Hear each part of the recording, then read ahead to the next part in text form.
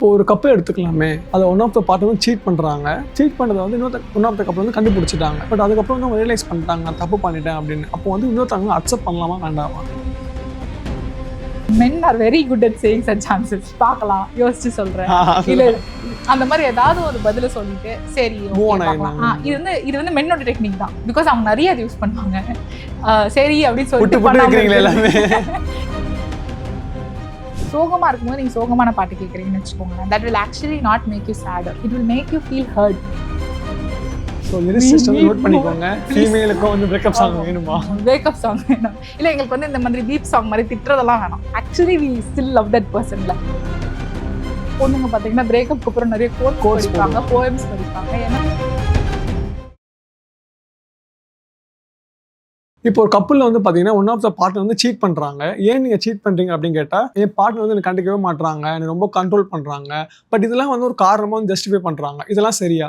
Okay, so இது நானுமே வந்து நிறைய கிளைண்ட்ஸ் கிட்ட பார்த்துருக்கேன். பிகாஸ் ஒருத்தவங்க சீட் பண்ணுறாங்க அப்படின்னும் போது அது ஏன் அப்படின்றத தோண்டி பார்த்தா அவங்க சொல்கிறது வந்து I am not getting enough attention or I am being controlled, my partner is not respecting me, என்னோட ஃபேமிலி கூட செட் ஆகலை, கல்யாணம் ஆரம்பத்துலேருந்தே சண்டை தான் மேம், இதெல்லாம் தான் ரீசன்ஸாக சொல்கிறாங்க. இதெல்லாம் கரெக்டு தப்பு. ஐ மீன் கரெக்டுனா இதெல்லாம் வந்து வேலிடான ரீசன்ஸ் தான், பட் சீட்டிங்க்கு கிடையாது.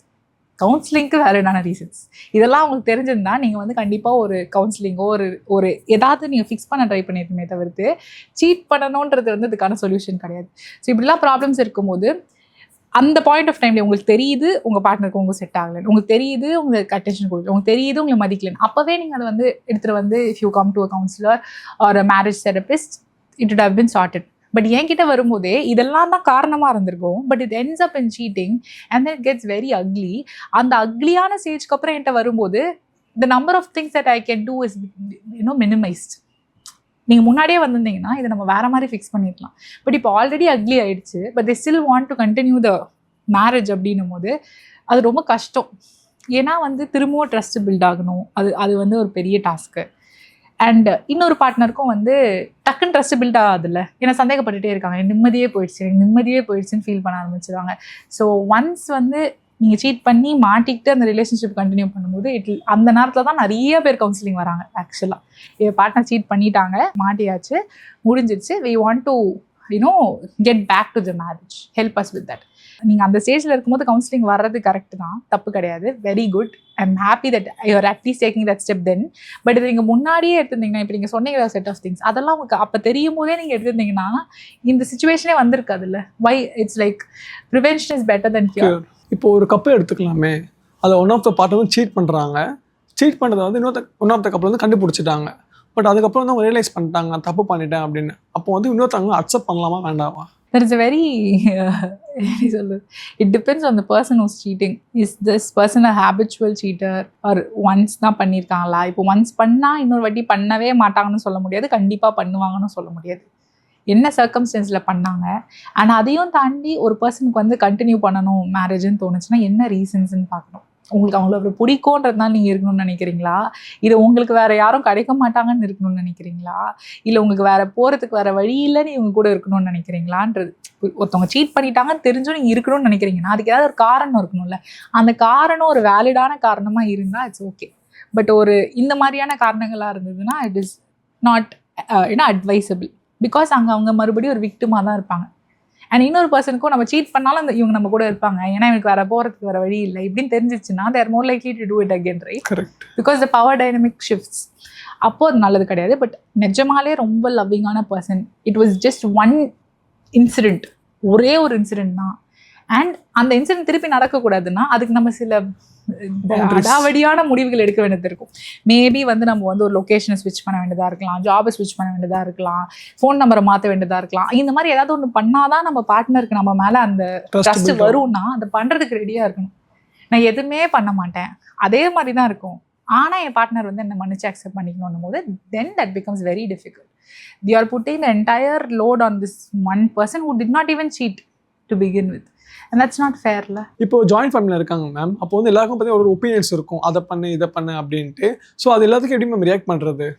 ஓகே, ஜாயிண்ட் ஃபேமிலி செட்டிங்கில் தெர் லாட் ஆஃப் பீப்புள்ன்றதுனால லாட் ஆஃப் பீப்புள்னு கூட அவசியம் இல்லை. ஏன்னா வந்து ஹஸ்பண்ட் ஒய்ஃபை தவிர்த்து வேறு யார் இருந்தாலும் அது ஜாயிண்ட் ஃபேமிலியாக தான் ஆயிடுச்சு.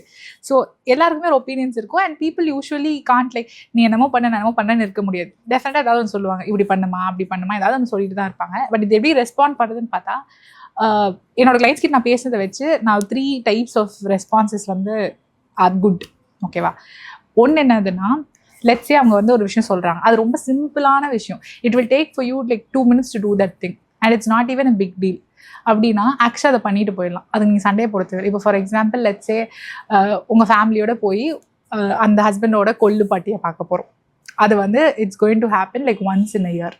அந்த பாட்டியை பார்க்க போகும்போது நம்ம வந்து கொஞ்சம் ட்ரெடிஷ்னலாக ட்ரெஸ் பண்ணிட்டு போகலாம் அப்படின்றது தான் ஒரு விஷயம். அப்படின்னா it's not everyday thing, it's not a recurring thing, it's a கொள்ளு பாட்டி. அவங்களுக்காக நம்ம வந்து ஒரு நாள் கொஞ்ச நேரத்துக்கு இப்படி ட்ரெஸ் பண்ணுறது ஒரு பெரிய பிரச்சனை இல்லைன்னா அதை பண்ணிட்டு போயிடலாம். If it is not a big deal to you also. ஏன்னா சம்டைம்ஸ் இந்த சாரி விஷயம் கூட most of the women no they don't hate sari or anything. People love sari. We just hate how it's introduce to us. இது நீ கட்டி தான் ஆகணும், நீ இப்படி தான் போடணும் அப்படின்னு சொல்லி பிடிக்காம போயிடுது. ஆக்சுவலாக எங்களுக்கு சாரி கட்டுறதுலாம் ஒரு பெரிய பிரச்சனையே கிடையாது.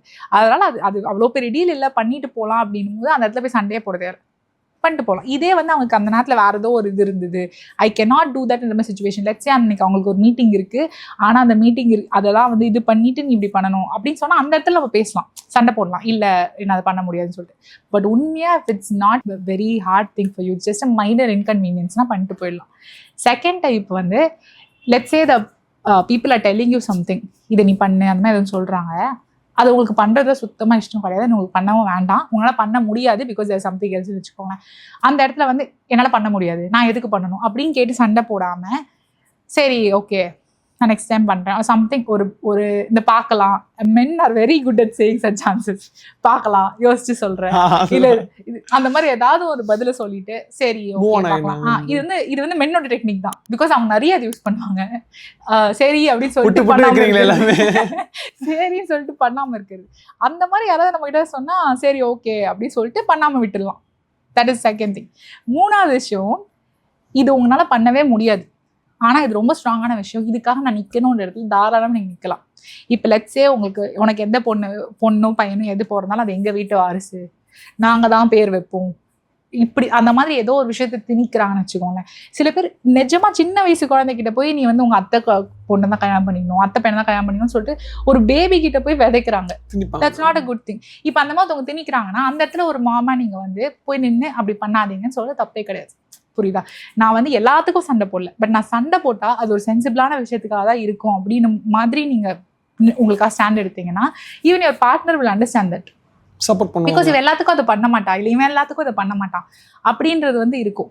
So I think it's like based on what it is.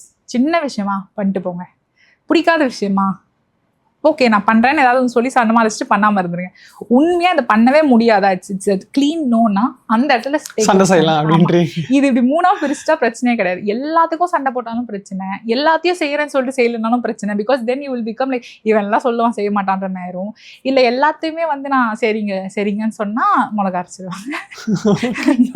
So அதனால ஒரு நல்ல மிக்ஸ் இருக்கணும். ஒருத்தவங்க இன்னொருத்தவங்களுக்காக பார்த்தீங்கன்னா எனக்காக ஏன் இது கூட பண்ண மாட்டான், ஏன் அவன் எழுத சரியாகவே பார்த்துக்க மாட்டான், அவன் ஏன் இப்படி பண்ணவே மாட்டான் அப்படின்ட்டு அதிகமாக அவங்க பண்ண மாட்டாங்கன்ட்டு ரொம்ப ஃபீல் பண்ணுறாங்க இல்லையா, அது ஏன்? ஸோ நீங்கள் சொல்கிறது வந்து ரொம்ப ஒரு காமனான விஷயம்.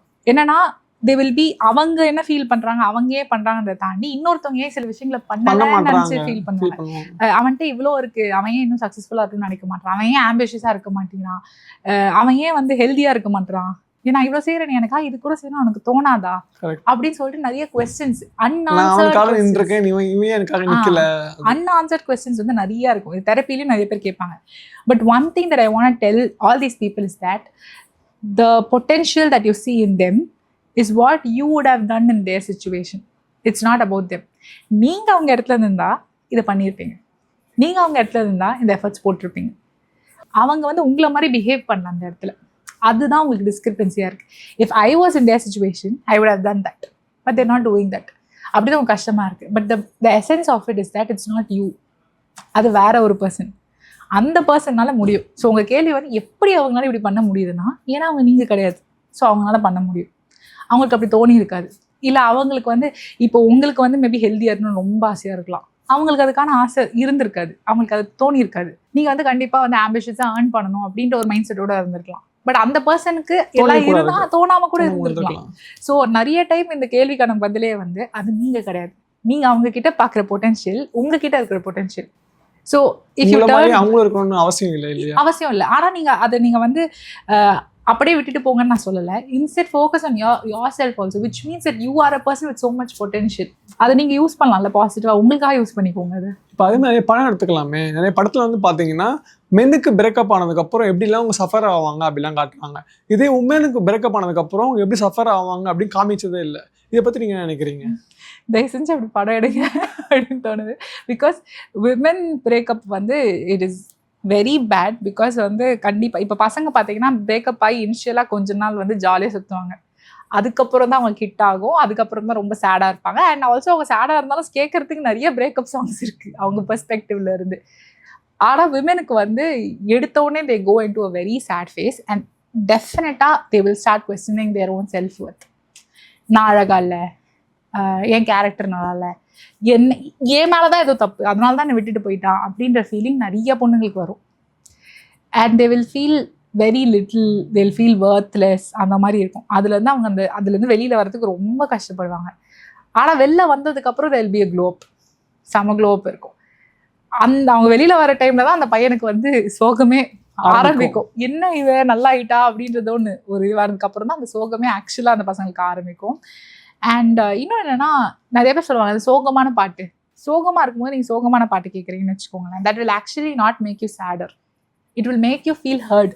இப்போ நீங்கள் பிரேக்கப்பில் இருக்கும்போது ஒரு பிரேக்கப் சாங் கேட்டிங்கன்னா, நம்ம ஃபீல் பண்ணுறது யாரோ ஒருத்தவங்க வந்து எழுதியிருக்காங்களே நல்லா இருக்கே அப்படின்னு தான் தோணுமே தவிர்த்து சேட் ஆக மாட்டீங்க.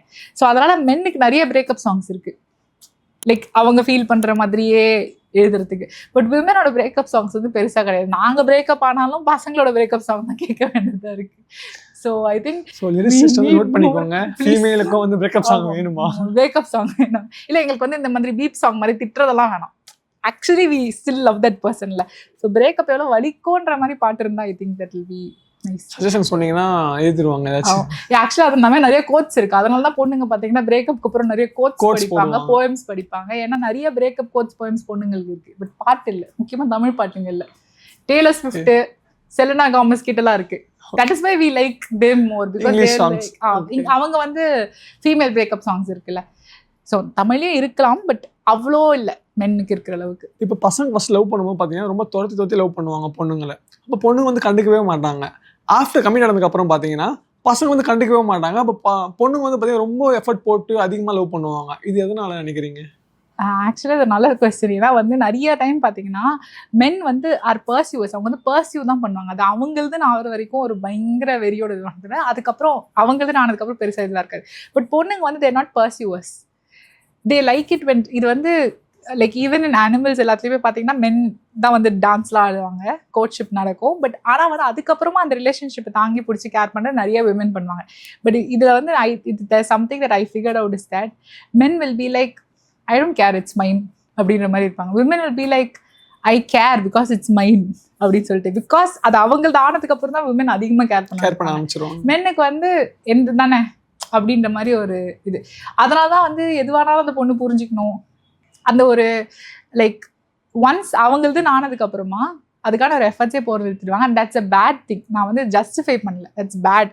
ஸோ நல்ல பசங்களும் it's yours, so please take care அப்படின்னு தான் நான் வந்து சொல்லுவேன். ஸோ சொன்ன மாதிரியே பார்த்தீங்கன்னா ஒருத்தவங்க லைஃப்பில் வந்து எந்த மாதிரியான சைக்காலஜிக்கல் இஷ்யூஸை சந்திக்கிறாங்க, ப்ளஸ் முக்கியமாக கப்பல் வந்து எந்த மாதிரியான இன்செக்யூராக ஃபீல் பண்ணுறாங்க, அந்த இன்செக்யூரிட்டி எப்படிலாம் போக்கணும்னு சொல்லியிருந்தீங்க.